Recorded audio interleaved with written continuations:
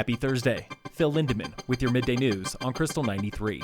Senator Michael Bennet feels your frustrations at the post office. Bennet is endorsing the Postal Service Reform Act, a $57 billion bill that would overhaul the Postal Service with new benefits and facilities. It even promises to save money over a decade.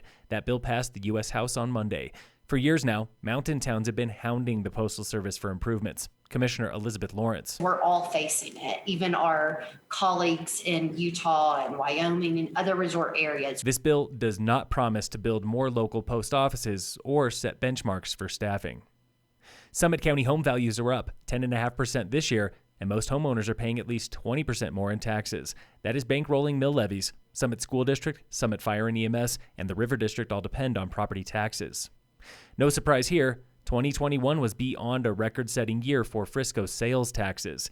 In 12 months, the town collected just over $12 million, 14% more than last year, the previous record. Restaurants, lodges, and recreation all rebounded big from 2020. Liquor, cannabis, and retail sales fell. Frisco tax receipts also highlight the short-term rental boom. In 2019, rentals and traditional lodges were neck and neck, collecting just over $250,000 each. Last year, rental revenue nearly doubled to just under $500,000, and lodging revenue fell. Frisco also lost 2 hotels in that time. Now the town is looking at a potential new rental tax of 5% going to voters in April. Weekend ski traffic is hellacious at the new Breckenridge parking structure, with up to 950 cars and hour-long waits. Launching this week is the Break Up With Your Car campaign from the I-70 Coalition. Town of Breck's Matt Holsey explains. It's an effort to get riders on transit instead of in their private vehicles, specific to our mountain towns where our Breck Free Ride and the Summit Stage offer free bus service. Coming this summer is another solution, a roundabout at Watson Avenue across from the Gondola and Transit Center.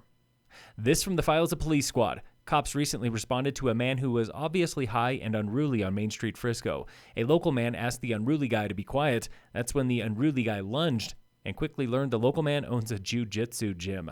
The gym owner's wife yelled, "Don't kill him," and cops stepped in. The unruly guy went to jail.